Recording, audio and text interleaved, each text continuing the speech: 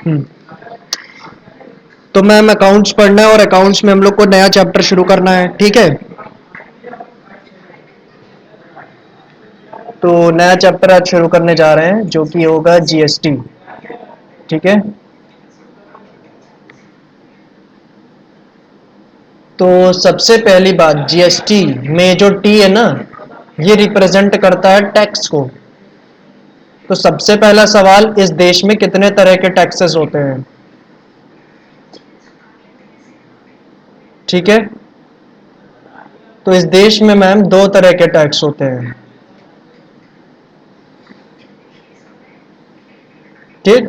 आप इसमें मुझे थोड़ा बहुत बता भी सकती हैं, क्यों? क्योंकि आपने क्लास 10th में इकोनॉमिक्स में ये चीज पढ़ी भी है, कितने तरह के टैक्स होते हैं, ठीक। तो अगर आप चाहें तो बता दीजिए, नहीं चाहती हैं तो मैं तो बोल ही रहा हूँ। पहला टैक्स होता है डायरेक्ट टैक्स, दूसरा टैक्स होता है इनडायरेक्ट टैक्स।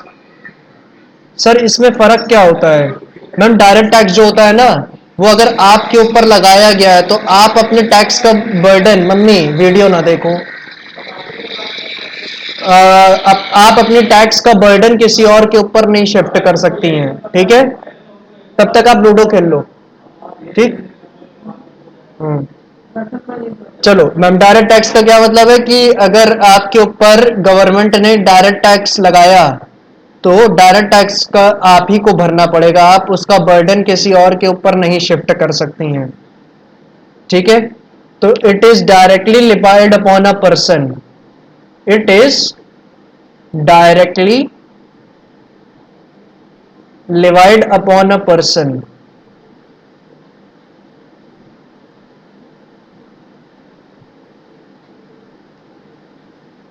ठीक है। And burden of tax can not be shifted to someone else. ये बर्डन ऑफ टैक्स किस तरह शिफ्ट होता है ये मैं आपको थोड़ी देर में बताऊंगा, ठीक है। तो ये चीज समझ में नहीं आ रही है तो इसके लिए परेशान नहीं होना है, ये थोड़ी देर में भी समझ में आएगा, ठीक है। अब इनडायरेक्ट टैक्स की बात, थोड़ा इधर आते हैं। इनडायरेक्ट टैक्स का क्या मतलब होता है?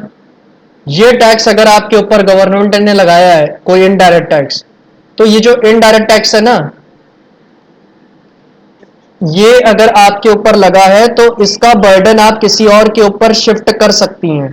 बर्डन शिफ्ट कर सकती हैं यानी गवर्नमेंट कह रही है आपको इनडायरेक्ट टैक्स देने के लिए, तो आप अपनी जेब से टैक्स देने की बजाय किसी और से टैक्स का अमाउंट कलेक्ट करके गवर्नमेंट को पे कर सकती हैं।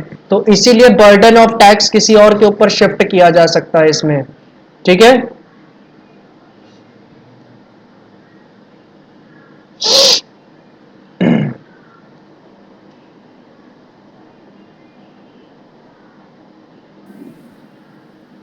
इट इज, क्या बोला? हमें सुनाई नहीं दिया है, फिर से बोलिए। It is normally levied upon businessman, नहीं नहीं नहीं, ये सही नहीं रहेगा, छोड़ो ये नहीं लिखेंगे।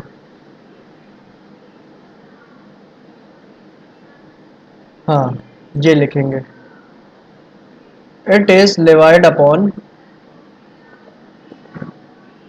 Goods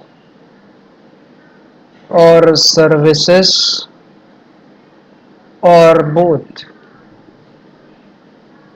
and burden of this tax can be shifted to someone else,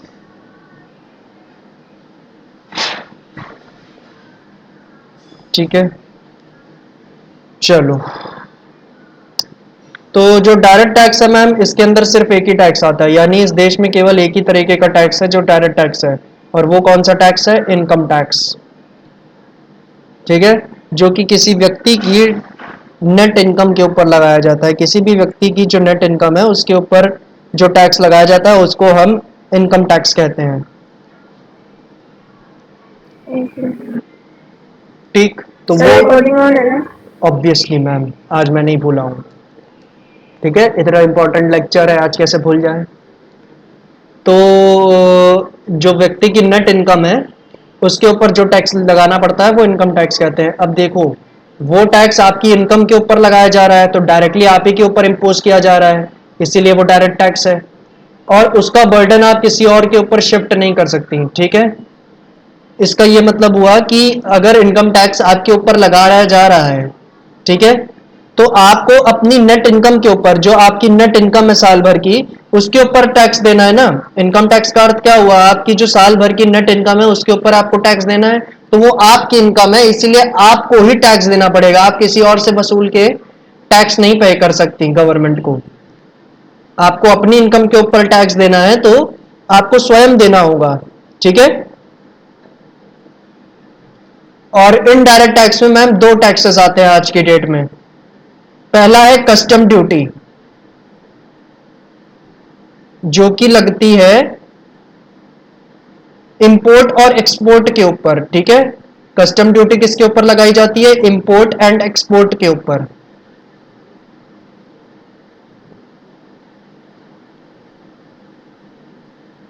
और दूसरा इनडायरेक्ट टैक्स कौन सा है, जीएसटी। ठीक है, जो कि हमें पढ़ना है अभी। ठीक है,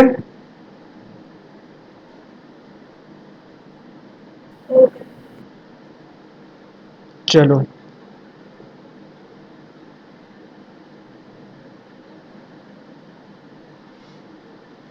अभी जीएसटी हम लोग पढ़ेंगे तो जीएसटी का मतलब वहीं देख लेंगे। तो इनकम टैक्स का आप समझ गई और कस्टम ड्यूटी आप समझ गई, और आपने डायरेक्ट और इनडायरेक्ट टैक्स का मतलब समझ लिया। ठीक, तो मैं इसको रब कर दूं, आपको कुछ नोट वोट तो नहीं करना, देख लो। अगर इनडायरेक्ट टैक्स और इनडायरेक्ट टैक्स का मतलब नोट करना हो तो नोट कर लो, नहीं तो फिर रब कर रहा हूं या फिर पेज चेंज कर रहा हूं। दोनों ही केसेस में स्क्रीन से ये सब चीजें तो गायब हो ही जाएंगी। करूं? जी सर। चलो, अब बात करते हैं जीएसटी क्या होता है। तो जीएसटी मैम आया था इस देश में, बताओ कौन सी तारीख को आया था। जुलाई 2018। है गलत, 1 जुलाई 2017 को इस देश में जीएसटी लागू हो गया था। ठीक है, अच्छा बैकग्राउंड की कहानी बताता हूं। 1 जुलाई 2017 से पहले क्या हुआ करता था ना, यानी 30 जून 2016 से पहले की, 2017 से पहले तक इस देश में क्या हुआ करता था, बहुत सारे इनडायरेक्ट टैक्सेस थे। कौन कौन से, सेंट्रल एक्साइज ड्यूटी,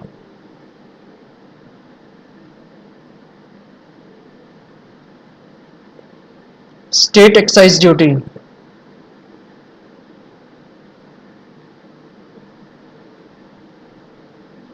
ठीक है, कस्टम, कस्टम भी रहा करता था उस समय, कस्टम आज भी है, और कस्टम अलग ही था और आज भी अलग है। ठीक है, fourth service tax, fifth central sales tax, and sixth was CENVAT credit. तो 6 तरीके के पहले इनडायरेक्ट टैक्स हुआ करते थे। ठीक है, अब क्योंकि ये इतने ज्यादा टैक्सेस हुआ करते थे और ये इतना कंफ्यूजिंग बन गया था, इसलिए जरूरत थी कि हमें एक यूनिफॉर्म टैक्स सिस्टम चाहिए था। ठीक है, एक ऐसा टैक्स सिस्टम चाहिए था जिसमें सारे टैक्स कंबाइन किए जा सके। ठीक, क्योंकि इतने सारे टैक्सेस में होने की वजह से क्या होता था कि मल्टीपल टैक्स लगने का खतरा रहता था, कि एक से ज्यादा बार कोई कमोडिटी के ऊपर टैक्स लग जाए, और अगर किसी कमोडिटी के ऊपर एक से ज्यादा बार टैक्स लग जाए तो उससे उसके प्राइस बढ़ने का खतरा रहता है। इसीलिए क्या जरूरत पड़ी कि इतने सारे टैक्सेस को बंद करो और कोई यूनिफॉर्म टैक्स सिस्टम लाओ। तो सबसे पहले तो हमने कस्टम ड्यूटी को अलग कर लिया। ठीक है, इसको अलग कर लिया क्योंकि इसका नेचर ही अलग है, ये इंपोर्ट एक्सपोर्ट पे लगता है, तो इसको अलग कर लिया गया। ठीक, और बाकी के जितने भी टैक्सेस है इन सबको कंबाइन करके आपका बना था जीएसटी। ठीक है, इन सबको कंबाइन करके जीएसटी बनाया गया और 1 जुलाई 2017 से देश में लागू कर दिया गया। ठीक, चलो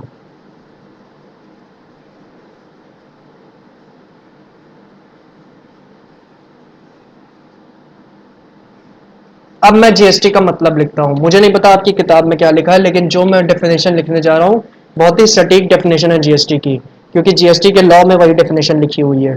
ठीक है, जो जीएसटी का एक्ट बना है। जीएसटी के एक्ट को क्या कहते हैं?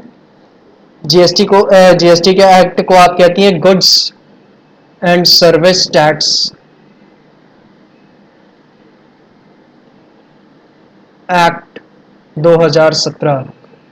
ठीक है, अगर आपको पता हो तो इस समय आप एक कानून पढ़ रही हैं। ठीक, तो जीएसटी एक्ट में जो डेफिनेशन लिखी है मैं ठीक वही डेफिनेशन लिखने जा रहा हूं। ठीक, वैसे मेरे ख्याल से आपकी बुक में भी लगभग ऐसी ही डेफिनेशन होगी।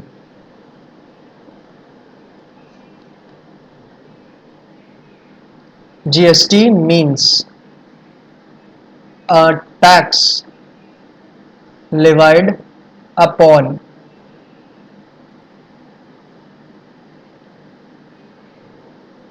supply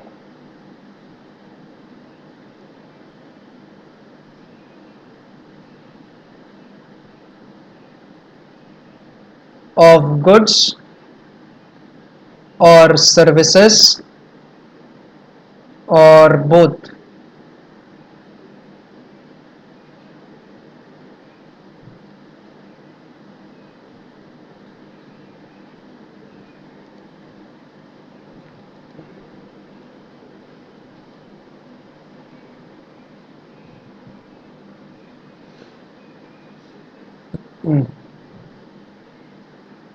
or both by a registered taxpayer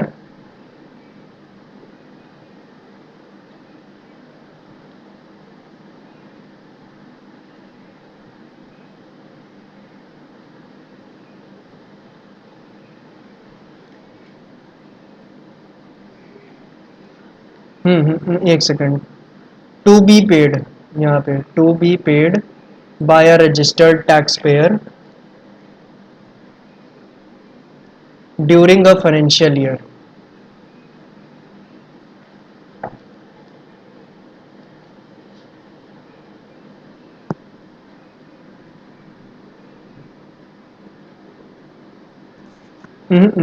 during a financial year की जगह लिख लो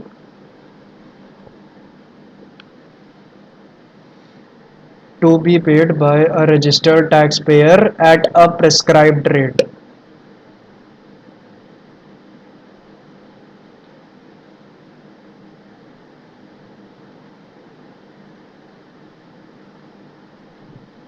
बस इतना काफी है। तो ये जीएसटी की डेफिनेशन है मैम। ठीक है, लिखना हो लिख लो, 2 नंबर में पूछी जा सकती है।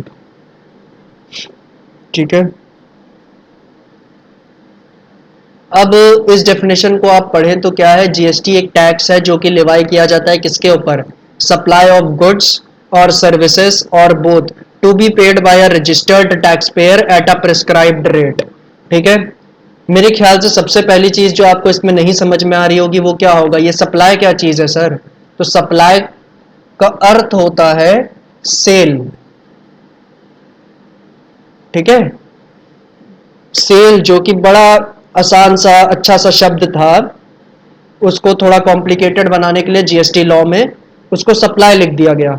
ठीक है, वैसे भी आप जानती हैं क्योंकि आपने इकोनॉमिक्स पढ़ रखी है, तो सप्लाई का अर्थ आप जानती हैं कि सेल होता है ना? तो एक इकोनॉमिक्स स्टूडेंट के लिए तो ये मुश्किल बात नहीं है सप्लाई का अर्थ बताना। तो सप्लाई का अर्थ सेल होता है। तो अब इसको इंटरप्रेट करके डेफिनेशन पढ़ो। GST means a tax levied upon sale of goods और सर्विसेज और both to be paid by a registered tax payer at a prescribed rate. ठीक है, तो जीएसटी एक ऐसा टैक्स है जो कि गुड्स की सप्लाई या सर्विस की सप्लाई या दोनों की सप्लाई के ऊपर पे करना पड़ता है। किसको पे करना पड़ता है? एक रजिस्टर्ड टैक्स पेयर को। ठीक है, अगर आपने जीएसटी में रजिस्ट्रेशन करवाया है तो ही आपको जीएसटी पे करना पड़ेगा, वरना नहीं पे करना पड़ेगा। आपको और हमको जीएसटी नहीं पे करना पड़ेगा, लेकिन आपके फादर वो बिजनेसमैन है ना शायद, तो उन्होंने जीएसटी का रजिस्ट्रेशन ले रखा होगा, तो उनको जीएसटी पे करना पड़ेगा। ठीक है। लेकिन एक हम लोग डायरेक्टली भले ही जीएसटी ना पे करते हो गवर्नमेंट के पास जाके, लेकिन मैम इनडायरेक्टली हम भी जीएसटी रोजमर्रा की जिंदगी में पे करते ही रहते हैं, ना जाने कितनी बार। ठीक है, वो अभी देखेंगे। ठीक है मैम। ओके। अब सवाल ये उठता है सर, यहाँ पे सप्लाई ऑफ गुड्स क्या लिखा है? सप्लाई ऑफ गुड्स का मतलब जब आप गुड्स बेच रही हैं एज अ बिजनेसमैन, अगर आप गुड्स बेच रही है तो उसके ऊपर आपको जीएसटी देना पड़ेगा। अगर आप सर्विस बेच रही हैं तो सर्विस के ऊपर जीएसटी देना पड़ेगा। और अगर आप दोनों बेच रही हैं, गुड्स और सर्विस दोनों बेच रही हैं, तो उनके ऊपर, गुड्स के ऊपर भी सर आपको जीएसटी देना पड़ेगा, और जो सर्विस भी आप प्रोवाइड कर रही है उसके ऊपर भी जीएसटी देना पड़ेगा। ठीक है मैम। जरा ये बोथ वाला आप कोई एग्जांपल दे सकती हैं कि ऐसी कौन सी कंडीशन होती है जहां पे आप गुड्स भी प्रोवाइड करती है और सर्विस भी प्रोवाइड करती है, दोनों एक साथ? रेस्टोरेंट। बिल्कुल मैम, रेस्टोरेंट के ऊपर। रेस्टोरेंट में क्या होता है कि आपको खाना दिया जा रहा है, वो गुड्स आपको सर्व कर रहे हैं, और साथ ही साथ वेटर जो अपनी सर्विस दे रहा है वो भी है। तो गुड्स और सर्विस दोनों एक साथ दिया जा रहा है ना, तो वहां गुड्स के ऊपर भी, आप खाने के ऊपर भी जीएसटी दे के आती हैं, साथ ही साथ वेटर की सर्विस के ऊपर भी जीएसटी दे के आती हैं। ठीक है। ओके। चलो, अब नेक्स्ट बात है कि registered tax pair. Registered tax pair का मतलब क्या होता है मैम कि जीएसटी में रजिस्ट्रेशन लेना अनिवार्य है। ठीक है। हर वो व्यक्ति जो जिसको जो बिजनेस कर रहा है, और एक सर्टेन लिमिट जो कि जीएसटी लॉ में बना रखी गई है। ठीक है। जीएसटी लॉ में, अच्छा जीएसटी, ये कौन सा बोर्ड है जो जीएसटी का ये सारा कामकाज संभालता है? तो वो है सीबीईसी। ठीक है। कौन सा? सीबीईसी। एक सेकंड लिख रहे हैं।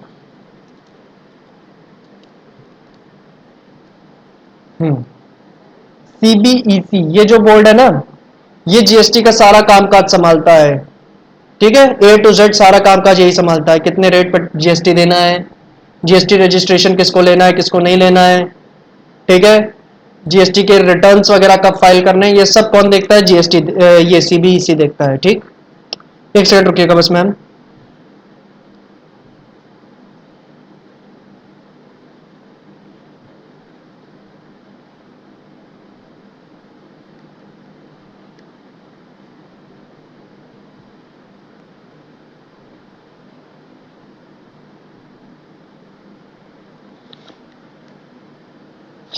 ठीक है। हेलो। हेलो। हेलो।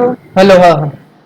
मैं कह रहा था कि ये ये जो सीबीईसी है ना, इसका फुल फॉर्म अगर बता दूं तो ये है central board for excise and customs. ठीक है।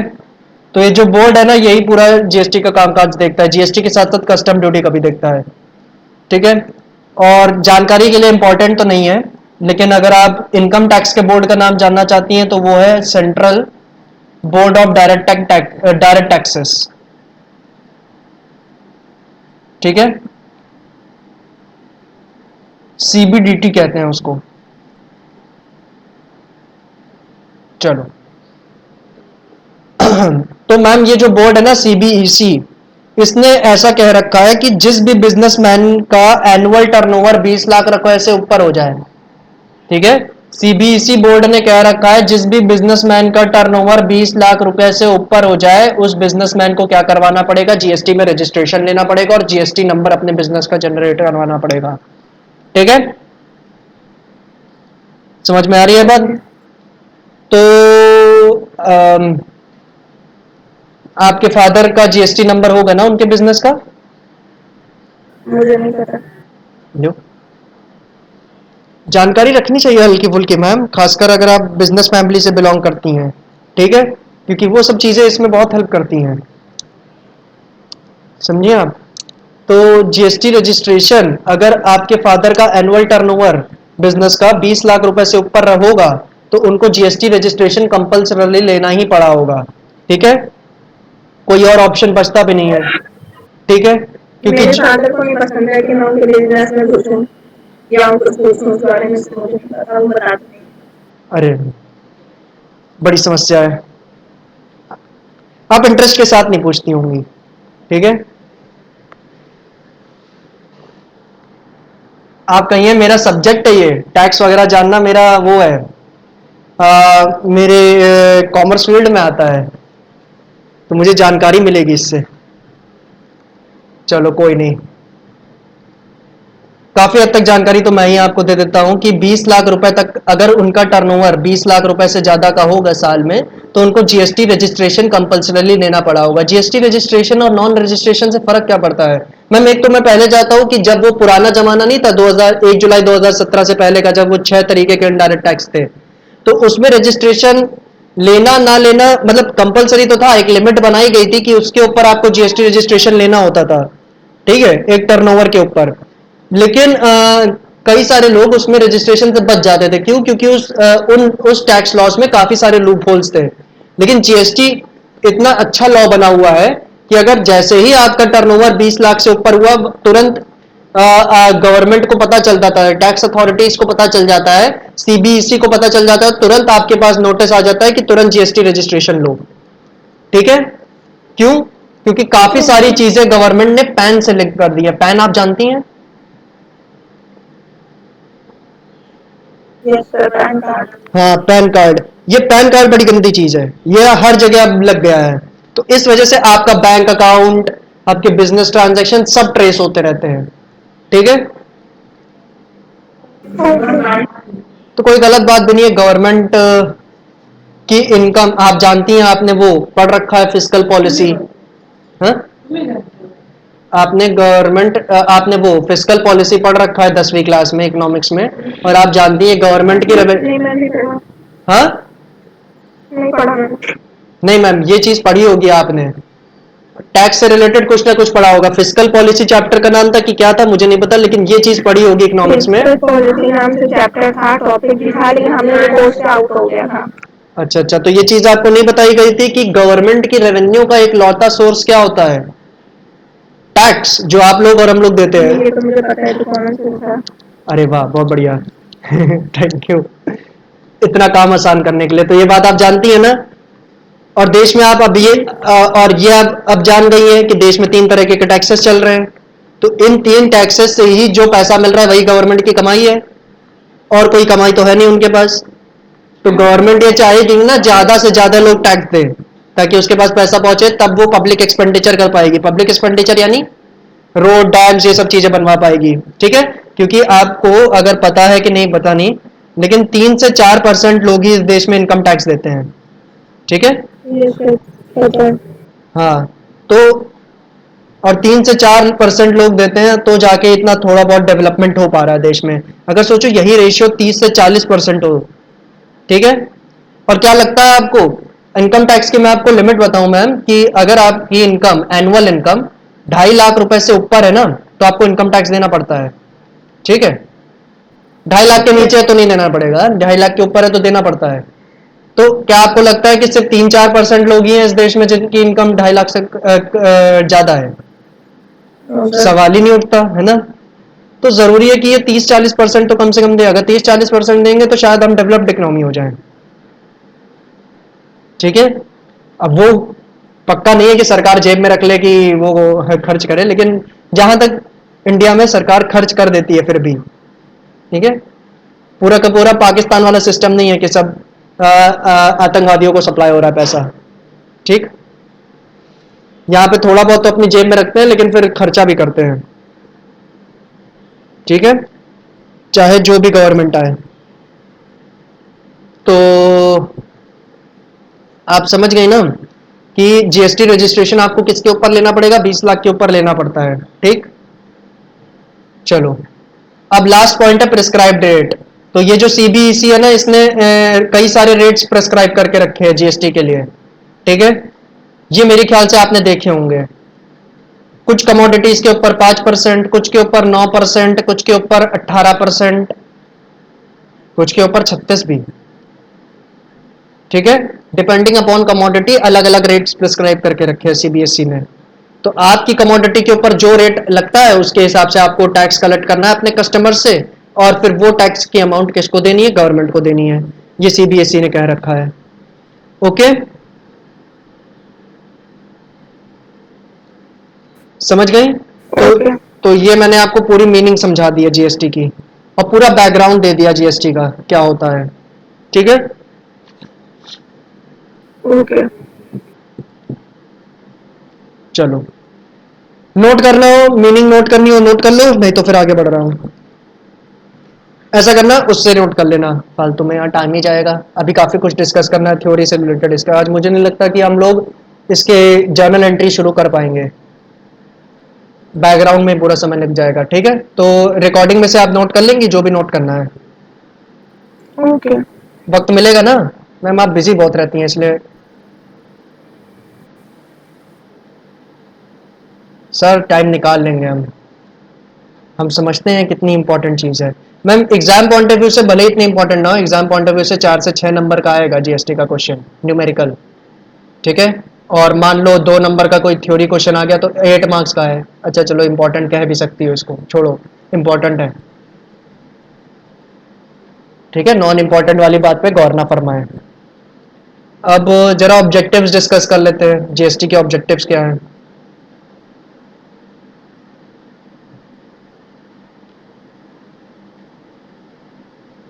अच्छा, ये टैक्स से रिलेटेड जो चैप्टर था वो 10वीं में आपका कट कर दिया गया था, तो आपने ये नहीं पढ़ा है बिल्कुल भी ना? क्या थी ये चीज रिलेटेड? इकोनॉमिक्स में टैक्स से रिलेटेड एक चैप्टर होता है क्लास 10th में, तो वो आपका कट कर दिया गया था क्या? नहीं। हाँ। चलो फिर, नहीं तो थोड़ा बहुत आपको पता होता है इसके बारे में, कोई बात नहीं। तो पहला ऑब्जेक्टिव क्या है जीएसटी का, क्या लगता है मैम? एक ऑब्जेक्टिव मैं आपको बता चुका हूं, अभी तक आधे घंटे की जो चर्चा की है आपसे उसमें एक ऑब्जेक्टिव बचा चुका हूं, क्या आप बता पाएंगी? ताकि इनडायरेक्ट टैक्सेस को काटा जा सके। काटा जा सके नहीं, ये सही शब्द नहीं है। पहले क्या था? पहले बहुत गंदा सिस्टम था ना, 5 5 तरीके के इनडायरेक्ट टैक्सेस थे, 5 को मिला के एक टैक्स बनाया गया। तो integration of taxes, integration of 5 taxes into one. अच्छा मैम, एक और बात, ऑब्जेक्टिव टॉपिक आपकी बुक में भी दिया होगा, लेकिन जरूरी नहीं जो पॉइंट मैं लिख रहा हूं वही लिखा हो बुक में। ठीक है, तो मतलब पे जाइएगा, पूरी मीनिंग रीड करिएगा, मतलब वही होगा। ठीक है, हेडिंग आपको अपनी बुक की लिखनी है, मैं सिर्फ आपको ऑब्जेक्टिव समझा रहा हूं। ठीक है, ठीक है, नहीं तो आप तो डंडा लेके मुझे मारने लग जाती है, सर बुक में कुछ और लिखा है, यहां आप कुछ और बता रहे हैं। ठीक है, मैं आपको मतलब समझा रहा हूं। ठीक है, आपकी बुक में हेडिंग कुछ और हो सकती है। सर मैंने तो आपको एक बार भी नहीं बोला बुक में कुछ और लिखा है। नहीं, एक बार कभी बोला था आपने ऐसा कुछ, पता नहीं कहाँ बोला था। आपने किसी और स्टूडेंट ने बोला होगा, आपको लगता मैंने बोला। नहीं मैम, हमसे सबसे ज्यादा लड़ने का काम आप ही करती हैं। ठीक है, और कोई नहीं करता। चलो, नेक्स्ट पॉइंट क्या होगा? नेक्स्ट क्या था ना मैम, कि जो 5 5 तरीके के टैक्स चलते थे ना, तो मैंने अभी एक लाइन बोली थी आपसे कि 5 5 तरीके के टैक्सेस जो चलते थे उसमें एक बहुत बड़ा खतरा होता था। वो खतरा क्या था?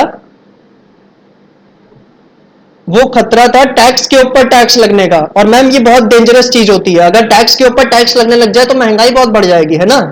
जरा देखो, अगर 100 रुपए की मेरी एक कॉस्ट है किसी एक गुड की, ठीक है, और मैंने उसके ऊपर 10 रुपए का मान लो एक्साइज ड्यूटी लगा दी, फिर 10 रुपए का सेल्स टैक्स लगा दिया, फिर 10 रुपए का वैट लगा दिया। अरे मैंने उसमें एक टैक्स नहीं लिखा था, पहले एक वैट का टैक्स भी चलता था। वैट को बोलते थे हम वैल्यू एडेड टैक्स। ठीक है, तो 6 तरीके के टैक्सेस चलते थे जिनको कंबाइन करके एक टैक्स बनाया गया जीएसटी। ठीक है, तो मान लो वैट लगा दिया 10 रुपए का, ठीक।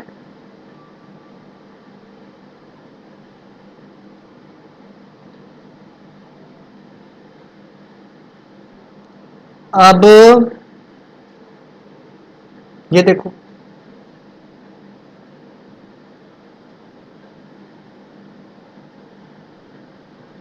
हाँ, 10 रुपए का वैट लगा दिया मैंने, और 10 रुपए का मान लो एक्साइज ड्यूटी हो गया, सेल्स टैक्स हो गया, सर्विस टैक्स, 10 रुपए का सर्विस टैक्स लगा दिया। तो देखो 4 तरीके के आपने टैक्स लगाए, इसलिए 100 रुपए की चीज जो थी वो 140 की पड़ गई। अब इस 140 में प्रॉफिट भी तो जोड़ोगे, मान लो 20 रुपया प्रॉफिट, तो 160 इसकी सेलिंग प्राइस हो जाएगी, है ना। तो इतने सारे टैक्सेस लगाने की वजह से क्या हुआ, ये जो 160 का सेलिंग प्राइस है इस गुड्स का, उसमें से 40 रुपए तो इसके अंदर टैक्स ही टैक्स है, और वो भी 4 डिफरेंट टाइप का। ठीक है, समझ गई आप। Okay okay. ये जो 160 रुपए का सेलिंग प्राइस आया, उसमें 40 रुपए तो टैक्स है, और 40 रुपए का जो टैक्स है वो भी 4 अलग अलग टाइप का टैक्स है। तो मैम ये जो टैक्स ऑन टैक्स की सिचुएशन होती है ना, जब टैक्स के ऊपर टैक्स लग जाता है, इसको हम कहते हैं कैस्केडिंग इफेक्ट। ठीक है, हम अपने टैक्सेशन की टेक्निकल भाषा में इसको कैस्केडिंग इफेक्ट कहते हैं। राइटिंग नहीं समझ में आ रही होगी, राइटिंग बहुत गंदी है सर आपकी। सर बच्चों वाली कर्सिव राइटिंग की बुक लीजिए और प्रैक्टिस करिए थोड़ी।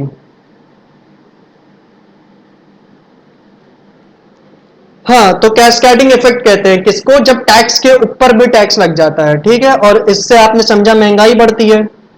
तो पहले का जो सिस्टम था, जब 6 अलग अलग तरीके के टैक्स थे, ठीक है, तो उसमें क्या होता था, कैस्केडिंग इफेक्ट होने का खतरा होता था। लेकिन अब ऐसा कोई खतरा नहीं है, तो रिमूवल ऑफ कैस्केडिंग इफेक्ट ये सेकंड ऑब्जेक्टिव है। अच्छा मैम, जानकारी के लिए मैं आपको बता देता हूं, कोर्स में ये बात भी नहीं है, जो इनकम टैक्स है ना हमारा, उसमें आज भी कैस्केडिंग इफेक्ट होता है, लेकिन वो इतना छोटा सा है, इस वजह से गवर्नमेंट उसको हटा नहीं रही है। उसका इफेक्ट बहुत छोटा पड़ता है, इसलिए गवर्नमेंट उसको कोई रिमूव नहीं कर रही है। ठीक है, कैस्केडिंग इफेक्ट इनकम टैक्स में भी है। कैसे, जो आपकी नेट इनकम होती है ना,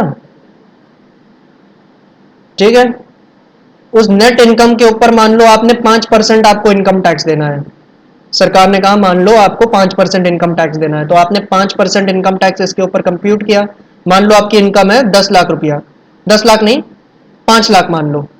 ठीक है, तो 5 लाख है, तो 5 लाख का 5% कितना होता है, 5 लाख का 5% होता है 50, और ये 25,000 रुपए है ना। तो 25,000 आपका इनकम टैक्स आया। ठीक है, 25,000 नहीं आएगा मेरे ख्याल से, हाँ 25 ही आएगा। ठीक है, ठीक है, तो 25,000 आएगा इनकम टैक्स। अब गवर्नमेंट क्या कहती है ना, ये जो इनकम टैक्स की अमाउंट आई है, इसमें एजुकेशन सेस जोड़ दो, यानी देश में जो पढ़ाई लिखाई के ऊपर खर्चा कर रहा है उसके लिए एजुकेशन सेस मांगती है, और वो होता है 2%। और 2% किसका, इस इनकम टैक्स की अमाउंट का। तो इस 25,000 की अमाउंट का आपको 2% और देना पड़ेगा गवर्नमेंट को। और ये भी नहीं, साथ ही साथ आपको एक सेकेंडरी हायर एजुकेशन सेस भी देना पड़ेगा, यानी हायर एजुकेशन के ऊपर जो खर्चा करना है देश में, उसके लिए भी एक एडिशनल टैक्स मांगती है गवर्नमेंट। ठीक, और वो मांगती है इनकम, आपकी इनकम टैक्स की अमाउंट का 1%। ठीक है, तो इस 25,000 का 1% कितना आएगा, 250 रुपया और 500 रुपए। तो अगर अगर आपका इनकम टैक्स 25,000 आ रहा है, तो उसके साथ वो तो देना ही है, देना है आपको गवर्नमेंट को, साथ ही साथ ये 500 रुपए का एजुकेशन सेस भी देना है, और ये 250 रुपए का सेकेंडरी हायर एजुकेशन सेस भी देना है। ठीक है, क्लियर है मैम। और क्योंकि आप देख ही सकती हो, इसमें भी टैक्स के ऊपर टैक्स लग रहा है, इसी वजह से इनकम टैक्स में आज तक कैस्केडिंग इफेक्ट है।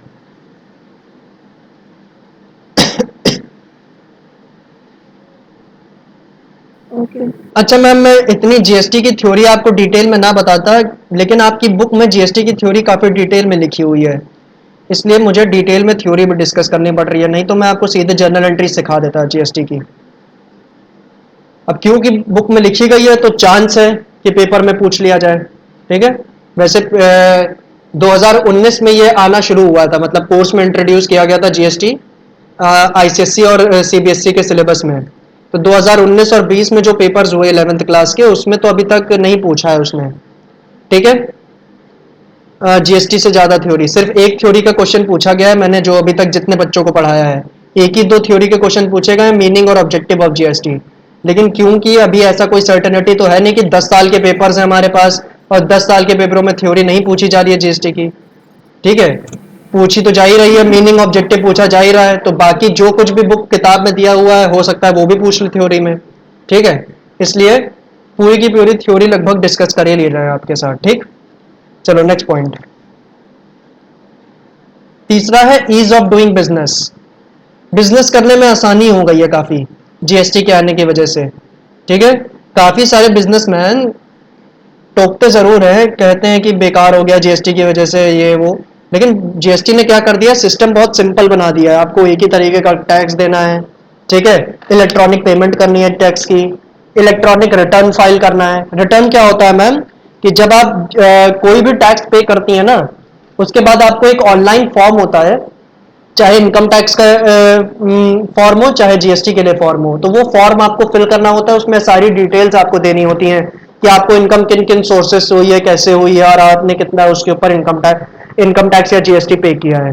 ठीक है, तो उसको हम कहते हैं रिटर्न। ठीक है, एक तरीके से कह लो कि टैक्स देने का कंफर्मेशन है जो आप गवर्नमेंट के पास भेज रही हैं। तो क्योंकि ये सब सारी चीजें इलेक्ट्रॉनिक कर दी गई हैं, इस वजह से क्या है, ईज, बिजनेस करने में काफी ईज आ गई है, आसानी आ गई है। ठीक है, next okay. Fourth,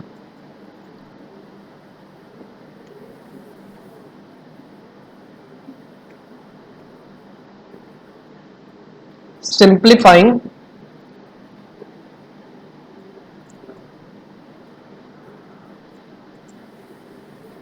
compliance of indirect taxes।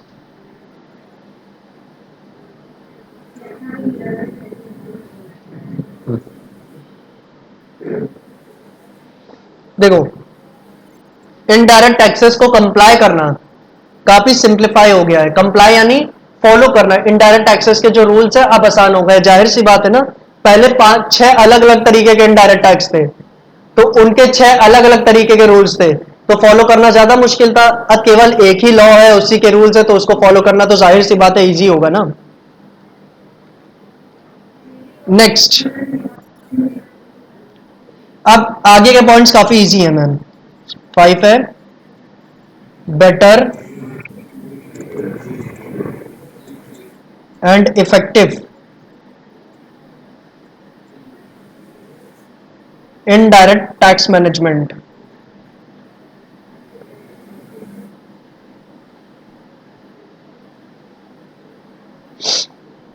ठीक है, आप बेहतर तरीके से इनडायरेक्ट टैक्स को मैनेज कर पा रही हैं कि इनडायरेक्ट टैक्स देना कैसे है, रिटर्न वगैरह कैसे फाइल करनी है, ये सारी चीजें अब आप बहुत आसानी से मैनेज कर पा रही हैं।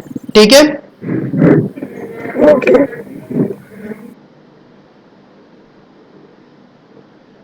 ओके। नेक्स्ट 6,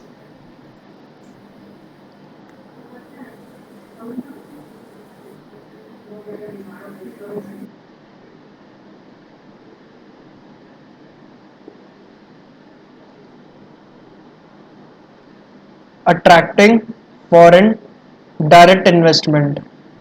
मैम बताओ, ये आप जानती हैं क्या होता है फॉरेन डायरेक्ट इन्वेस्टमेंट? हाँ, बताओ क्या होता है इसका मतलब। कि फॉरेन की कंपनियां इंडिया में ज़्यादा इन्वेस्ट कर रहे हैं। हाँ, फॉरेनर्स, फॉरेन कंपनीज इंडिया में ज़्यादा इन्वेस्ट करें तो उससे क्या होगा, हमें कैपिटल मिलेगी बिजनेस करने के लिए। ठीक है, तो क्योंकि पहले 6 अलग अलग तरीके के टैक्स सिस्टम चलते थे इंडिया में, इसलिए फॉरेन कंपनीज को काफ़ी दिक्कत होती थी इंडिया में इन्वेस्ट करने में, क्योंकि उनको खुद नहीं पता होता था कि कितने तरह के लॉज है उसमें, कितने तरह के रूल्स एंड रेगुलेशंस है। अब क्योंकि एक ही तरीके का लॉ है, तो वो लोग भी तैयारी करके आते हैं कि अच्छा बस यहाँ पे जीएसटी देना पड़ेगा, तो जीएसटी का लॉ वो लोग भी थोड़ा बहुत आइडिया ले लेते हैं। ठीक है, इन्वेस्ट करने से पहले। अब उनके लिए इन्वेस्ट करना आसान है, पहले मुश्किल होता था। नेक्स्ट है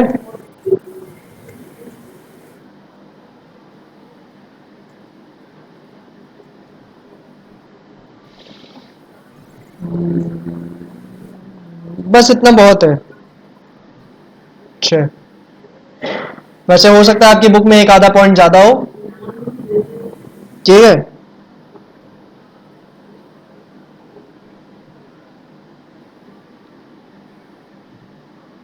चलो एक दो और डिस्कस कर लेते हैं। 7th, uplifting GDP.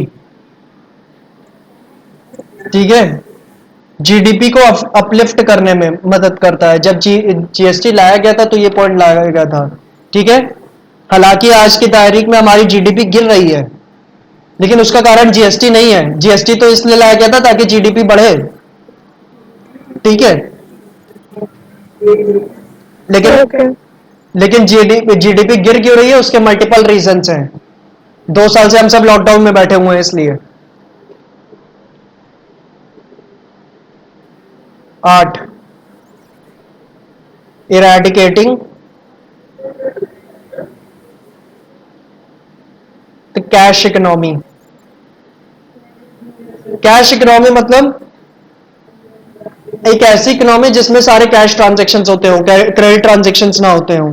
तो पहले जब ढेर सारे इनडायरेक्ट टैक्सेस थे तो उसमें लोग क्रेडिट ट्रांजैक्शंस करने से कतराते थे, लेकिन अब वो क्रेडिट ट्रांजैक्शंस करने में कतराते नहीं है। ठीक है, ओके। तो कैश इकोनॉमी को रिमूव करने में जीएसटी में मदद की है। ठीक है, ओके। चलो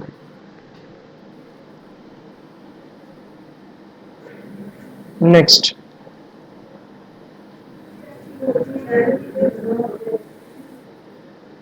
नेक्स्ट टॉपिक है मैम कैरेक्टरिस्टिक्स ऑफ जीएसटी।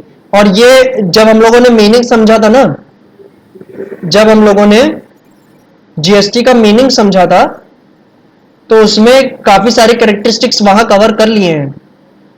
ठीक है, तो मैं आपको पॉइंट्स बताता हूं, आप बताना कि आपको किस चीज का मतलब नहीं समझ में आ रहा है, क्योंकि ज्यादातर मतलब समझ में आ जाएगा। पहला है कि it is a comprehensive indirect tax. तो ये इनडायरेक्ट टैक्स है जीएसटी, ये बात आप जानती हैं। कॉम्प्रिहेंसिव क्यों बोल रहे हैं, क्योंकि 6 टैक्सेस इसके अंदर मिक्स्ड है। Second, it can be collected by a registered tax pair.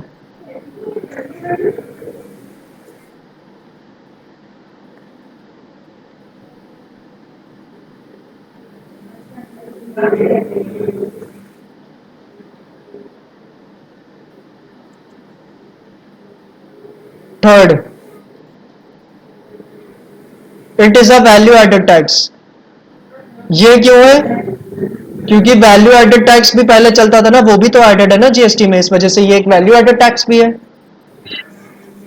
Okay. It is a destination based tax. ये आपको नहीं पता होगा, डेस्टिनेशन बेस्ड टैक्स क्या है। डेस्टिनेशन यानी जब गुड्स या सर्विस उसकी डेस्टिनेशन पे पहुंच जाए, यानी बायर के पास पहुंच जाए, तब आपको जीएसटी कलेक्ट करना होता है या जीएसटी चार्ज करना होता है। ठीक है, तो जब गुड्स या सर्विस उसके डेस्टिनेशन पे पहुंच जाए तब आपको जीएसटी चार्ज करना होता है। तो इसीलिए इसको डेस्टिनेशन बेस्ड टैक्स बोलते हैं। ठीक है ना मैम। ओके। नेक्स्ट, पांचवा, ये जानती हैं आप क्या होता है। It is a supply based tax, यानी जब सेल होगी तभी तो टैक्स लगेगा ये वाला। 6,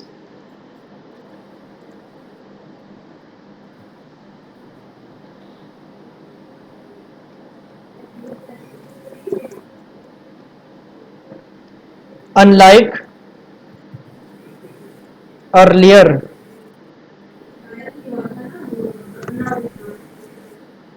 indirect tax regime,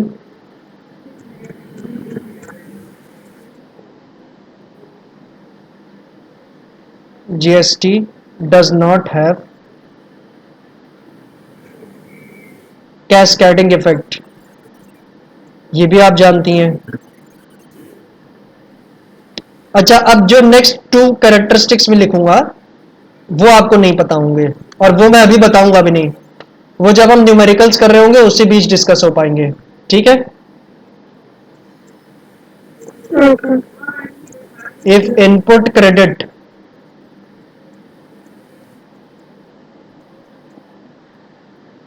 of GST paid is allowed.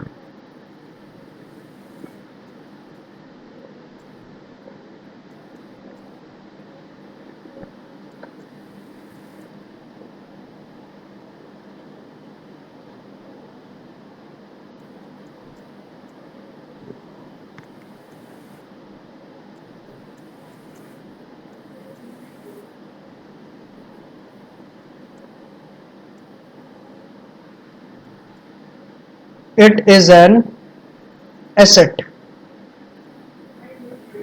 or it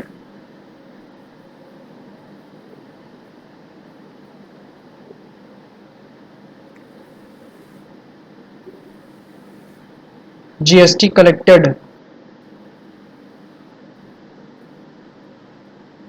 is not an income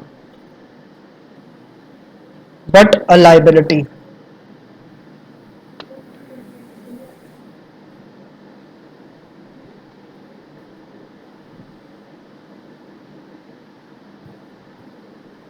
ठीक है, ये 8 कैरेक्टरिस्टिक्स हैं जीएसटी के.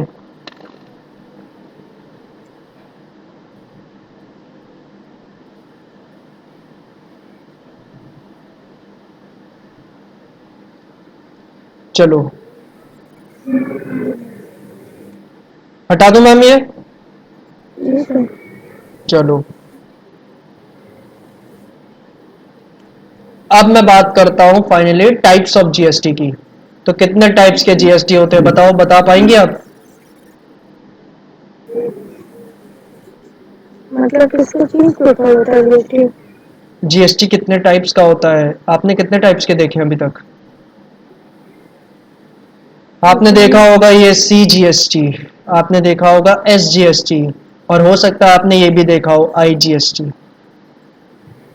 ठीक है, ये 3 टाइप्स के जीएसटी होते हैं. ठीक है, सीजीएसटी को हम कहते हैं, सीजीएसटी को हम कहते हैं central goods and service tax. इस इस टैक्स के थ्रू जो पैसा इकट्ठा होता है वो सेंट्रल गवर्नमेंट के पास जाता है.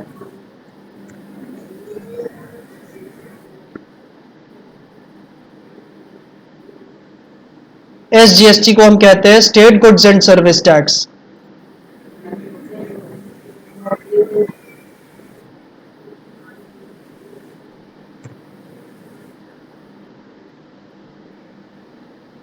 और लास्ट है आईजीएसटी, इसको कहते हैं integrated goods and service tax. State goods and service tax से जो पैसा इकट्ठा होता है वो किसके पास जाता है? स्टेट गवर्नमेंट के पास. और integrated goods and service tax से जो पैसा इकट्ठा होता है वो आधा जाता है सेंट्रल के पास, आधा स्टेट के पास. ठीक है, चलो नेक्स्ट. सप्लाई कितने टाइप की होती है? सप्लाई यानी सेल, वो कितने टाइप की होती है? 2 टाइप की हो सकती है. पहला होता है intra state supply. Intra state supply यानी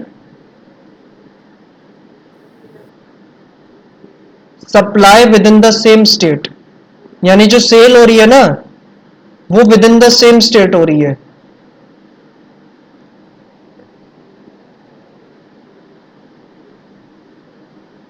ठीक है, और इंटर स्टेट सप्लाई दूसरे टाइप की सप्लाई है.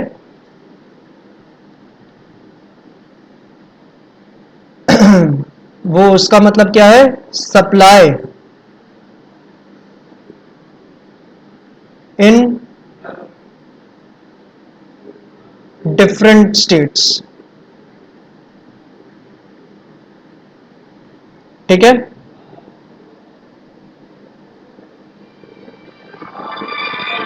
एक सेकंड रुकिएगा मैम.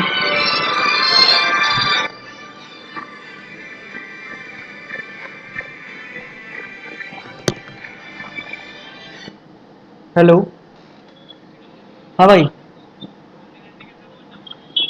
अच्छा अच्छा, ठीक है, मैं भी मिल जाऊंगा. ठीक है, ओके. हाँ, शक्ल देखो भाई अपनी तो.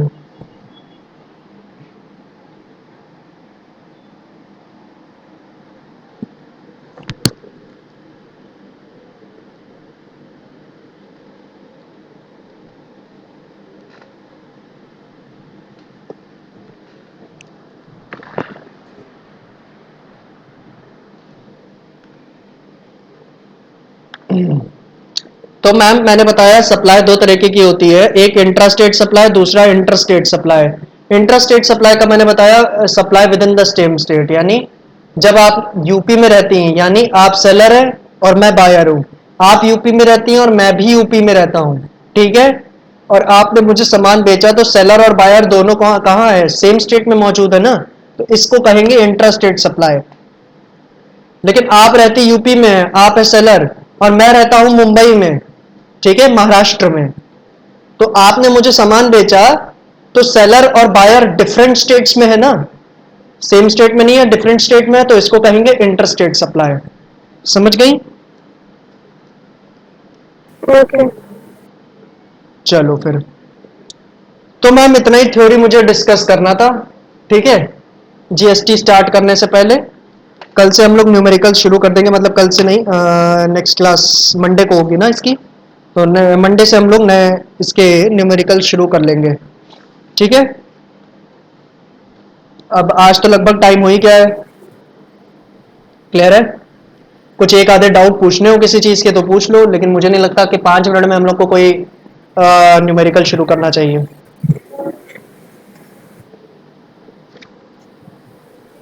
बताओ, जीएसटी में कोई डाउट हो तो पूछ लो, नहीं तो कुछ और चीज में पूछ लो। कौन आ रहा है? अजय भैया, मम्मी, अजय भैया आ रहे हैं, आ रहे हैं, अभी आ रहे हैं। हाँ पूछो मैम, कुछ पूछना है? आईजीएसटी इंटरनेशनल भी लगता है? इंटरनेशनल में नहीं लगता है। आईजीएसटी क्या होता है, जब आप इंट्रास्टेट सप्लाई कर रही हैं ना, तो आपके ऊपर दो टैक्स लगेगा, आपके ऊपर जो जीएसटी चार्ज होगा वो दो टैक्सेस चार्ज होंगे, एक तो सीजीएसटी चार्ज होगा, साथ ही साथ एसजीएसटी भी चार्ज होगा। और जब आप इंटरस्टेट सप्लाई कर रही हैं, ठीक है, तो आपके ऊपर केवल एक ही टैक्स चार्ज होगा, वो कौन सा होगा? आईजीएसटी, ठीक है। ओके। इंटरनेशनल पे तो मैम कस्टम ड्यूटी लगता है, उसमें तो जीएसटी आता ही नहीं, ठीक है। और बताओ, कुछ पूछना है? नहीं पक्का? कुछ पहले का जर्नल का टेस्ट है आपका कल, तो उसमें कुछ पूछना हो पूछ लो। नरेशन करनी होगी क्या? हाँ नरेशन करनी होगी क्या? हाँ, नरेशन भी करने हैं प्रॉपरली, फॉर्मेट ऑर्मेट के साथ, तभी तो आपको घर पे दे रहे हैं पेपर करने के लिए, आराम से विधि विधान से करिए, ठीक है। अमाउंट वगैरह सब लिख के, नरेशन वगैरह सब लिख के करना है, ठीक। ओके। और कुछ? No sir. चलो फिर आज के लिए इतना ही रखते हैं। Okay ma'am, thank you. Thank you sir.